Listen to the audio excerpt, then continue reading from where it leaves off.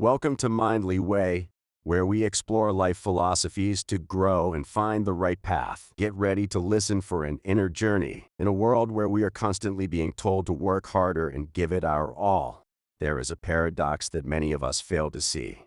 The renowned samurai Miyamoto Musashi once followed a similar path of relentless striving, but through the art of the sword, he discovered a truth that challenges conventional wisdom.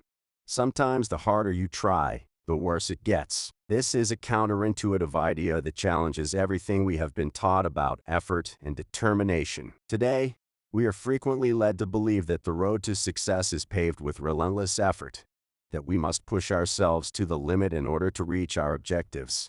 But what if this belief is not only misguided, but actually counterproductive? What if, as Mushi suggests, there is a way to achieve greater challenges in our own Miyamoto Musashi lives? One of the most renowned swordsmen in history, was born in Hirima Province, Japan, in 1584. His journey was marked by constant battles, both internal and external. From an early age, Musashi was drawn to the way of the sword, dedicating his life to mastering the art of combat. His philosophy, however, extended far beyond the battlefield, as Musashi was not only a warrior but also a philosopher, an artist, and a writer. His seminal work, The Book of Five Rings, is not only a treatise on strategy and martial arts, but it also serves as a meditation on life itself. Through a lifetime of practice, observation, and introspection, Hiroshi developed a philosophy based on the idea of doing without doing. This concept guided not only his approach to battle, but also his attitude to life in general. Musashi created a philosophy that went against the received knowledge of his day and still challenges our own views today. Musashi's philosophy is described in The Path in the Book of Five Rings centers on the idea of the path, which he called the sword's way,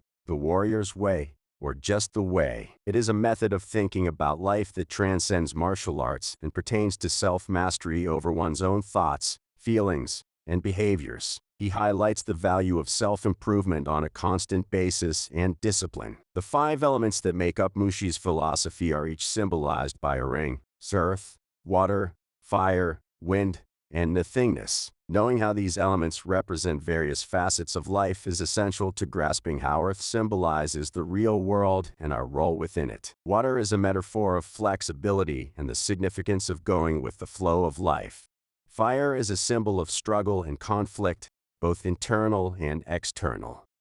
Wind is a symbol of custom and the past, and the emptiness is a symbol of the future and all of its unknowable possibilities. Musashi felt that one could achieve victory over oneself and harmony with the universe by comprehending and mastering these elements. A key component of his philosophy is the paradoxical nature of effort in a society that frequently suggests that the more you try, the better the outcome. Mushi presents an alternative viewpoint. I've cautions against the dangers of over-trying because he felt that it caused needless stress and inefficiency. Exerting oneself, whether in daily life or combat work, frequently results in wasted energy and diminished returns. It can also cause a cluttered mind, impaired decision-making, and failure. Mushi underlined the significance of being at ease, a condition of composed and concentrated awareness that enables one to react to any circumstance skillfully and without needless stress or wasted effort, is called readiness. This viewpoint is consistent with the larger tenets of Zen Buddhism and the martial arts tradition,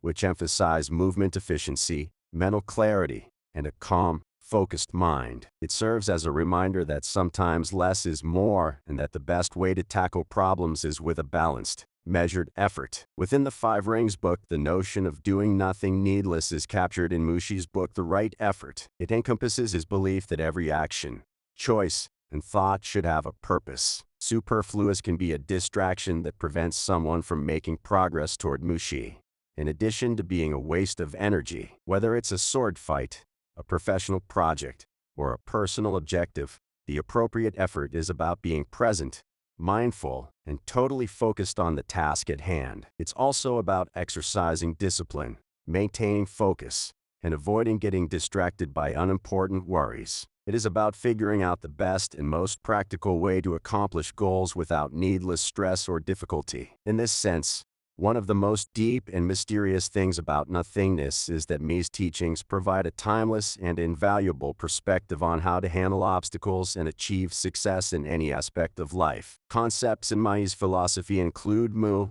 which is frequently translated as nothingness or emptiness. This idea is a cornerstone of Zen Buddhism and a recurring theme in Mi's writings. In Western thought, however, nothingness is often associated with absence, lack, or void. In the context of Mi's philosophy and Eastern thought, on the other hand, Mu represents a state of openness, potential, and receptivity. It is not about negation, but rather about making room for what is essential by letting go of preconceived notions, unnecessary desires, and surface-level distractions. It entails addressing circumstances with an objective, unburdened mind free from prejudice and attachment. This mentality enables one to respond correctly in the context of effort and to perceive things as they actually are. According to Mu, it can be counterproductive to try too hard, hang on too tightly, or become overly attached to a specific result. Instead, one should adopt a more relaxed, flexible, and adaptable approach. This does not imply being passive or indifferent, but rather being fully present and engaged, while retaining a sense of detachment and equilibrium. Finding a balance between effort and relaxation, between letting go and resolve, is ultimately what it means to embrace Mu. Let go of attachment. Non-attachment is a core Zen Buddhist concept that permeates many aspects of Mi's philosophy. It is sometimes misinterpreted as a form of detachment or indifference, but in actuality, it refers to being totally present and involved in an endeavor without letting our desires, anxieties, or expectations govern us. Giving our all in every moment without letting the fear of failing or the need for success overtake us is what it means to be non-attached. It also means not being unduly fixated on the outcomes of our activities. This way of thinking helps us behave with clarity and focus by relieving the tension and anxiety that frequently accompanies our efforts. Picture yourself as a leaf drifting. There is no struggle as you flow down a river elegantly, borne by the current. What Mushi would refer to as the essence of flow is nothing but smooth movement in unison with the water. It's a condition in which activities are carried out effortlessly and the mind is calmly and intently present in the here and now. Flow is not limited to fighting or sword play. It is an achievable state that can be applied to almost any activity. Whether you're an athlete losing all sense of time in a game or an artist lost in the act of creation, you are experiencing flow.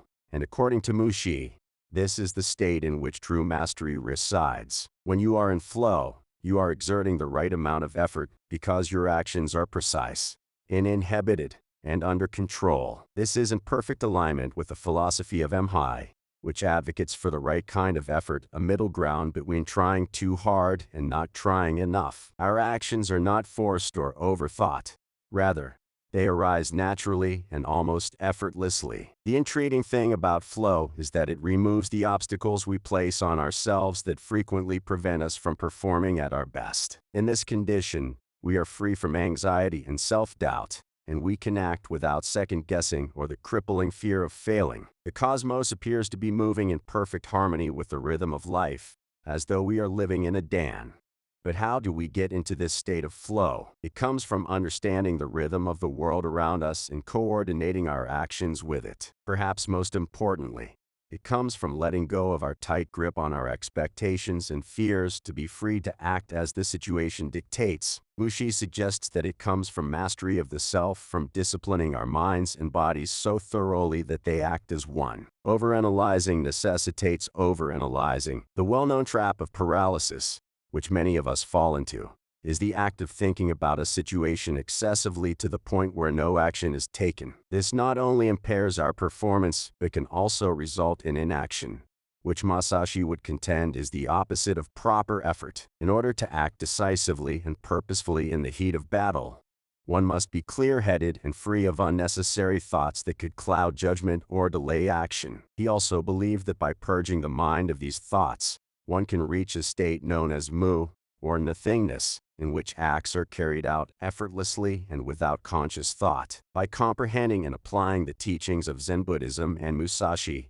we can learn to avoid the trap of overthinking and instead act with purpose and precision. We can move through the world with a clear mind and a focused intent, and burdened by the weight of needless thoughts. This is the essence of right effort and the key to realizing our true potential. Regarding the philosophy of effort, not only has Musashi written extensively on the subject, but many Western philosophies, like existentialism and Stoicism, have their own distinctive perspectives on action and effort. For example, Stoicism tells us to concentrate only on the things that we can control, which is in line with Mi's notion of the appropriate effort. Existentialists like Jean-Paul Sartre would argue for the freedom and necessity of making choices, a sentiment that resonates with Mi's emphasis on decisiveness and action. However, Eastern philosophies like Taoism have a more direct parallel with Mi's teachings. Now, how relevant is all this in our fast-paced modern world? Exceptionally relevant. It turns out we live in an age of hustle culture where we're constantly told to grind and strive for success, but the downside is often burnout, stress, and diminishing returns on our well-being. This is where Mi's philosophy comes in. It serves as a reminder that trying too hard can be counterproductive. Sometimes what's required is not more effort, but more wisdom, knowing when to act and when to refrain, when to push and when to let go. By understanding and applying Musashi insights, we can navigate the complexities of modern life with a greater sense of balance and poise. His teachings don't just belong to the past, they're a guide to living a more thoughtful and effective life today.